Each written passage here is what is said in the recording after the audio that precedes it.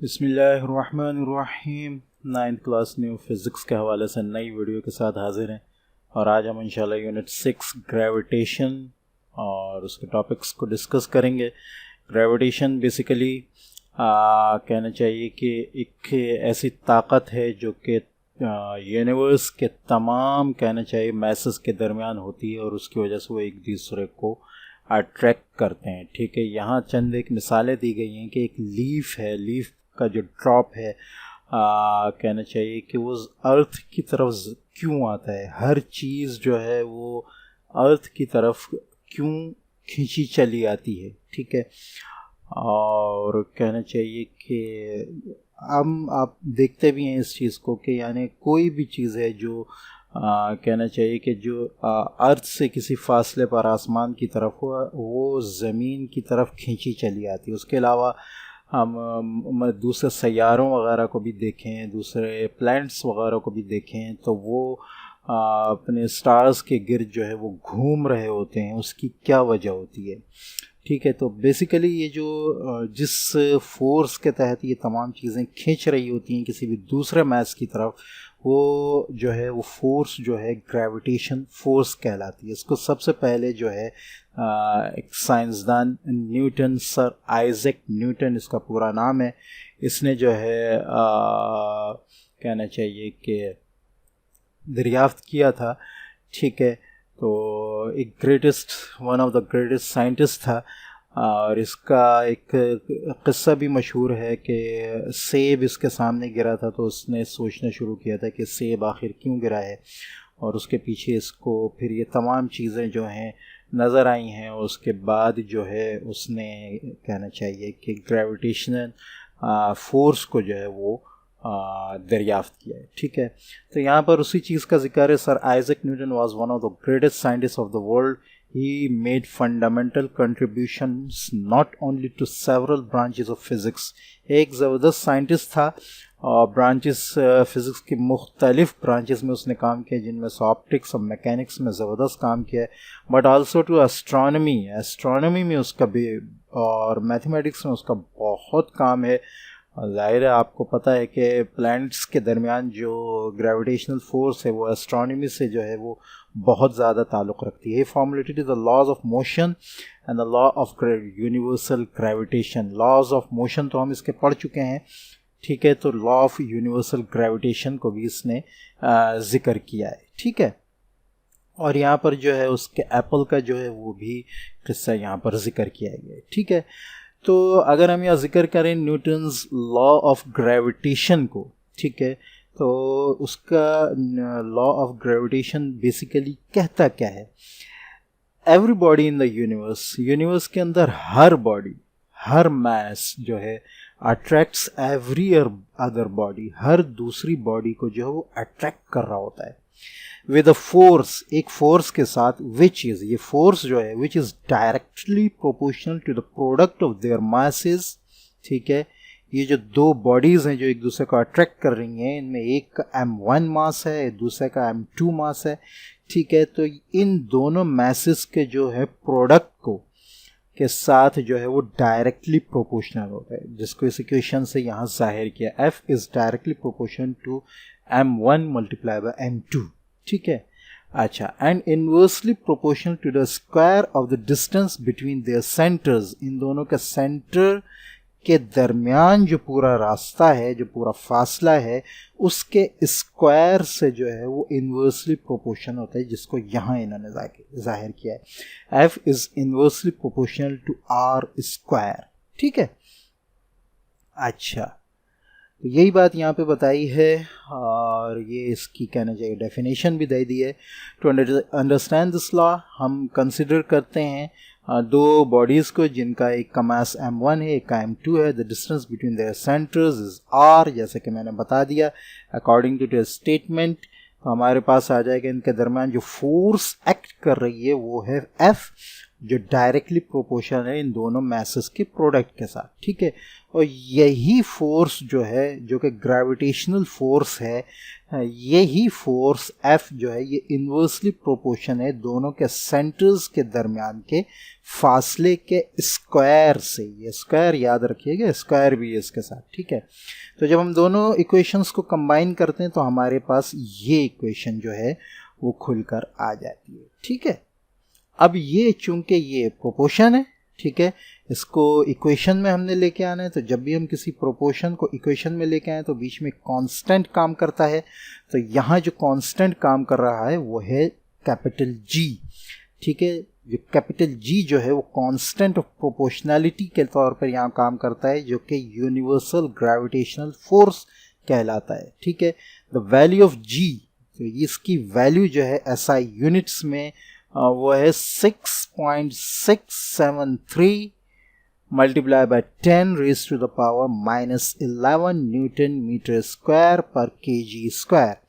ये आपको याद करनी होंगी, ये किसी भी न्यूमेरिकल में, किसी भी इक्वेशन में आपके पास लिखी नहीं आएगी, ये आपको याद होनी चाहिए। और इसकी एप्लीकेशन जहाँ होगी वहाँ इसको आपको बताया नहीं जाएगा, आपको खुद जो है वो अप्लाई करना पड़ेगा, ठीक है।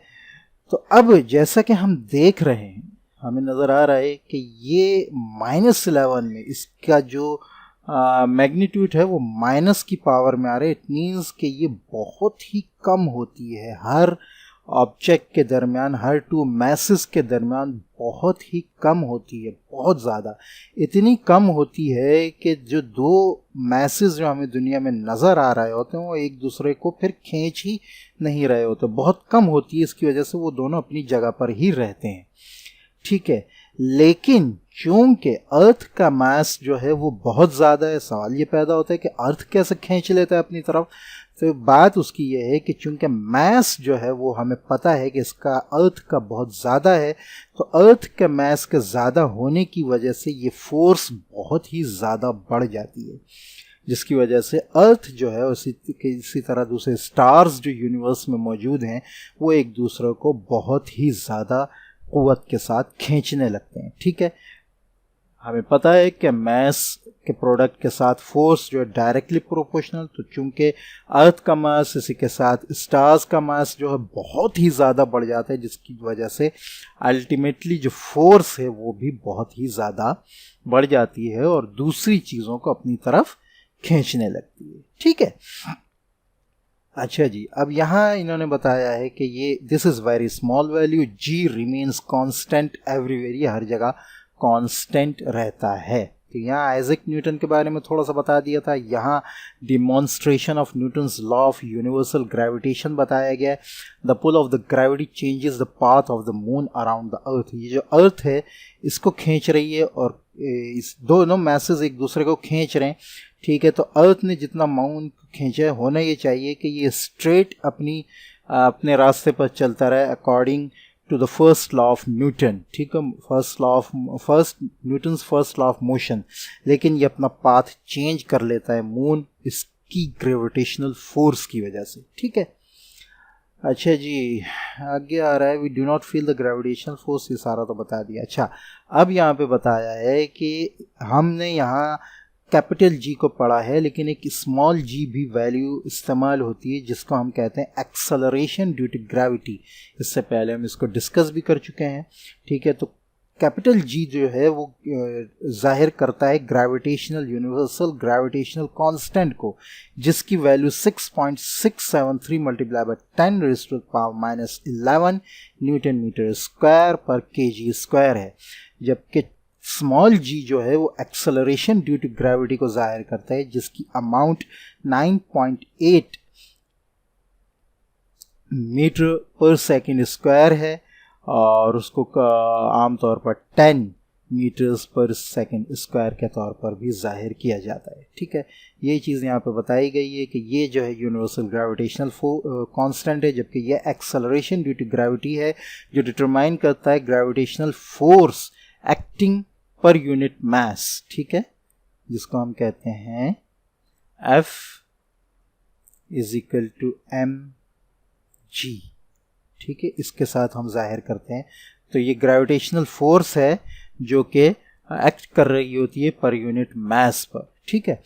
नेक्स्ट चीज़ जो बताइए वो है it has same value everywhere in the universe. इसकी सेम वैल्यू ग्रेविटेशनल कांस्टेंट की, जबकि gravity acceleration due to gravity की जो है वो वैल्यू चेंज होती रहती है मुख्तलिफ प्लेसेस में, लेकिन ज़्यादातर उसकी 9.8 ही होती है जिसको हम 10 के साथ जाहिर करते हैं, ठीक है। It has value of 6.673 multiply by 10 raised to newton metre square पर केजी स्क्वायर, और इसकी जो है अर्थ के करीब इसकी ऑलमोस्ट 10 मीटर पर सेकेंड स्क्वायर जो है वो वैल्यू होती है, और इसको 10 न्यूटन पर केजी स्क्वायर से भी जाहिर किया जाता है, ठीक है।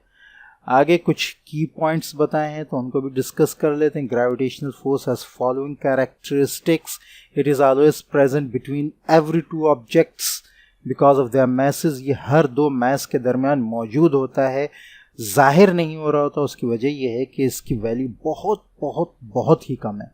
It exist everywhere in the universe, universe में हर जगह होता है। It forms an action reaction pair, ये एक एक्शन रिएक्शन पेयर बनाता है, इसको हम आगे डिस्कस करेंगे। It is independent of the medium between the objects, ठीक है। कोई मीडियम बीच में है या नहीं है, इस चीज़ से ये असरअंदाज नहीं होती ये चीज़, ठीक है। ये हर सूरत जो है ये फोर्स अप्लाई जो है एक्ट कर रही होती है। It is directly proportional to the product of masses of object, ये तो हम डिस्कस कर चुके हैं। It is inversely proportional to the square of the distance between the centre of objects, ये भी डिस्कस कर चुके हैं। Hence it follows the inverse square law, ठीक है। इनवर्स स्क्वायर लॉ से मुराद ये है कि इनवर्स स्क्वायर लॉ बेसिकली हम कहते हैं कि किसी भी किस्म का साइंटिफिक लॉ होता है जो कि स्टेट कर रहा होता है about a specified physical quantity, किसी भी फिजिकल क्वांटिटी के बारे में जो इनवर्सली प्रोपोर्शनल होती है to the square of the distance from the source, यानी उन दोनों के डिस्टेंस के स्क्वायर से। चूंकि ये इनवर्सली प्रोपोर्शनल है दोनों के डिस्टेंस के स्क्वायर से, तो ये इनवर्स स्क्वायर लॉ को फॉलो कर रहा है, ठीक है। अच्छा जी, अब यहाँ एक छोटा सा और है जिक्र, वो ये कि लॉ ऑफ ग्रेविटेशन और Newton's third law of motion एक दूसरे को फॉलो करते हैं, ठीक है।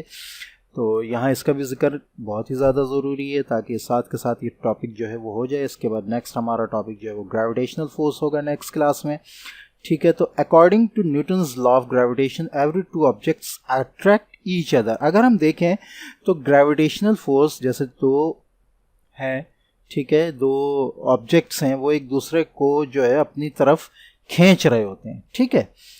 Attract each other with equal force but in opposite direction, ठीक है। ग्रेविटेशनल फोर्स के मुताबिक ये जो है ये इधर इसको इधर खींच रहा है और ये जो है इसको इधर खींच रहा है, ठीक है। अच्छा, as shown in figure 6.2 I think यही है, ठीक है। From the figure m1 mass of body A यह आ गया, m2 mass of body B, F12 force with which body A attracts body B, ठीक है। F12 वो है जिस फोर्स से इसकी फोर्स उधर लग रही है और ये इसको इधर खींच रहा है, ठीक है। और F21 वो फोर्स है जो B लगा रहा है उस तरफ और खींच रहा है A को उस तरफ, ठीक है। Then according to this law F12 is equal to minus F21, दोनों फोर्सेस जो हैं वो बराबर हैं। ये पूरा सिनेरियो जो है वो बता ये रहा है कि दोनों फोर्सेस की मैग्नीट्यूड तो एक है, ठीक है, लेकिन ये दोनों ऑपोजिट इन डायरेक्शन है। इसके फोर्स का रुख उस तरफ है, इसका रुख इस तरफ है, ठीक है। Now, if F12 is considered as action force, F12 जो है वो action force मान ली जाए, and F21 as reaction force, then by using above equation, it is concluded that action equals to reaction but in opposite direction, ठीक है। और यही जो है न्यूटन का थर्ड लॉ ऑफ मोशन है। हमें यहाँ पता चल रहा है कि यहाँ से जो फोर्स एक्ट कर रही है वो बराबर है इस फोर्स से जो यहाँ से एक्ट हो रही है इसको अगर हम यूं कहें कि ये फोर्स जो है वो एक्शन फोर्स है और ये फोर्स रिएक्शन फोर्स है, या हम ये कहें कि ये फोर्स जो है एक्शन फोर्स है और ये फोर्स रिएक्शन फोर्स है, तो अगर हम Newton's third law of motion को याद करें तो उसकी स्टेटमेंट यही थी कि every action has an opposite and equal and opposite reaction. ठीक है, तो ये एक्शन फोर्स अप्लाई कर रहा है जो फोर्स इसकी बराबर है इस फोर्स के, ठीक है, और ये रिएक्शन फोर्स इस पर अप्लाई कर रहा है। तो हम ये कह सकते हैं कि न्यूटन्स का जो ग्रेविटेशनल लॉ ऑफ ग्रेविटेशन है वो न्यूटन्स के थर्ड लॉ ऑफ मोशन के मुताबिक है, थर्ड लॉ ऑफ मोशन को ओबे करता है। यही बात आगे बताई गई है। Recall that above statement is in accordance with the Newton's third law of motion which states to every action there is always an equal and opposite reaction. Hence, तो अब ये जाहिर हुआ कि Newton's law of gravitation is consistent with Newton's third law of motion, ये obey करता है, ये ऐन मुताबिक है न्यूटन के थर्ड लॉ ऑफ मोशन की। ठीक है, फॉर एग्जाम्पल यहाँ हम एग्जाम्पल ले लेते हैं। According to Newton's law of universal gravitation the earth pulls the moon with its gravity, earth इसको अपनी ग्रेविटी से खींच रहा है, and moon pulls the earth with its gravity, moon जो है उसको अपनी ग्रेविटी से जो है वो पुल कर रहा है। Therefore they form an action and reaction pair, लिहाजा ये दोनों एक एक्शन एंड रिएक्शन पेयर बना रहे हैं जो बिल्कुल Newton's third law of motion के एन मुताबिक है। ठीक है, तो आज हमने ये Newton's gravitational law of gravitation को और ग्रेविटेशनल फोर्स को और accordance with Newton's third law of motion को डिस्कस कर लिया है।